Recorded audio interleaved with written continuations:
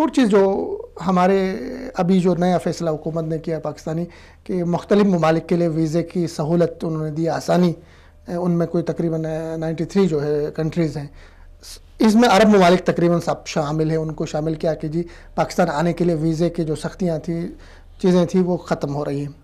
تو آپ کے خیال میں کن کن شعبوں میں یہاں سے لوگوں کو جانا چاہیے، ہمیں ان کو سہولیات دینا چاہیے؟ فار ایگزامپل میڈیکل کا ہمارے پاس پاکستان میں آ کے میڈیکل پڑھ سکتے ہیں، ہماری یونیورسٹی میں اسکالرشپ آپ دے سکتے ہیں ان کو۔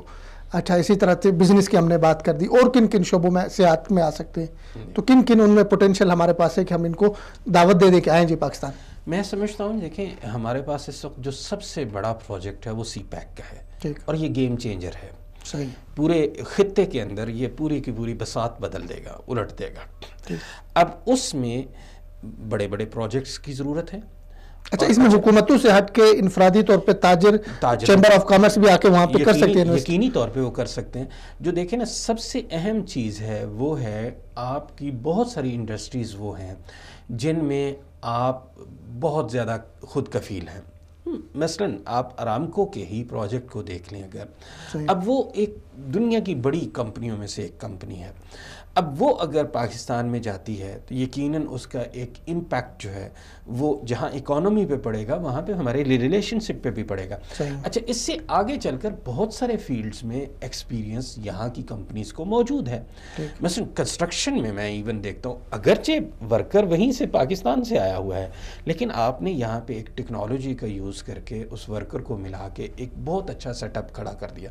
اچھا، پاکستان میں اس وقت بہت بڑی ضرورت ہے اس وقت۔ اب وہاں ہمارے یہاں اور سی پیک میں بھی ایسے پروجیکٹ شامل ہیں، اور سی پیک میں اگرچہ وہ یہ اجازت نہیں دیتے کہ کوئی ملک بطور ملک اس میں شامل ہو سکے، لیکن اس کے ساتھ الائیڈ پروجیکٹس ہمارے پاس اتنے ہیں۔ ایگریکلچر آپ دیکھ لیں، پاکستان میں اتنا پوٹینشیل ہے۔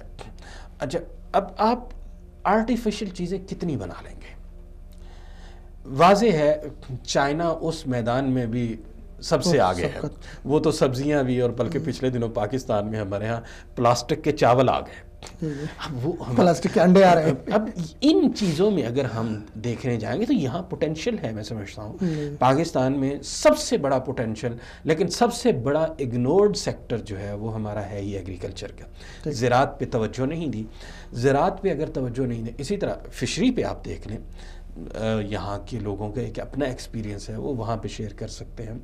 اچھا، پھر اسی طرح ہمارے پاس جو اسمال لیول انڈسٹریز کے یونٹس ہیں، اچھا اس میں اب وہی لوگ، میں سمجھتا ہوں کہ صرف پاکستان کو اب یہ بات سمجھانے کی ضرورت ہے، اور سعودی حکومت میں بالخصوص محمد بن نائف کو یہ کریڈٹ جاتا ہے کہ انہوں نے یہاں یہ جو کفیلوں کا نظام ختم کیا، لیکن میں کہتا ہوں کہ یہی لوگ اگر اتنے ہی پیسے دوبارہ کمانا چاہتے ہیں تو وہی جو پاکستانی ان کے ساتھ کام کرتے تھے یہ ان کے ساتھ پاکستان میں چلے جائیں۔ یہاں جو ایک ملین ریال کا پروجیکٹ لگتا تھا وہ 1 ملین روپے میں پاکستان کے اندر لگ جائے گا، اور اس سے بڑا پروفٹ ریشو ان کو یہاں بیٹھے بیٹھے مل جائے گا۔ چونکہ پاکستان میں جو سب سے بڑی کمی ہے وہ انویسٹمنٹ کی ہے، اور انویسٹمنٹ کی کمی کے پیچھے بھی چونکہ ریزن یہی ہے کہ بینک آپ کے قرض نہیں دیتے۔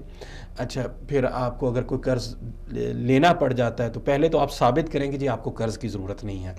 اچھا، پھر اگر ثابت کر دیا کہ جی مجھے قرض کی ضرورت نہیں ہے تو پھر اس کے اوپر پروفٹ ریٹ اتنا زیادہ ہے کہ وہ کمائے گا کیا اور وہ بچائے گا کیا۔ اب اس صورتحال میں سمجھتا ہوں کہ جو سب سے بڑی جو ڈائمنشن ہو سکتی ہے وہ ہے انویسٹمنٹ کی، کہ یہاں سے لوگ جائیں وہاں انویسٹمنٹ کریں۔ پاکستان میں جو ہیومن ریسورس ہے وہ بہرحال بڑا پوٹینشیل والا موجود ہے، اور وہ اچھا اس میں بچت بھی ہے ہماری، چونکہ سی پیک کے بعد بہت سارے تھریٹس بھی ہیں، ہمیں بہت سارے خطرات بھی منڈلا رہے ہیں۔ اس میں کلچرل ایشو ہے، لیکن اب ایک سعودی آ جائے، ایک عرب آ جائے، ایک اماراتی آ جائے، ایک کوئی اور بحرینی آ جائے، ہمیں اس سے کوئی خطرہ نہیں ہے، ہمارے کلچر کو کوئی کم از کم خطرہ نہیں ہے۔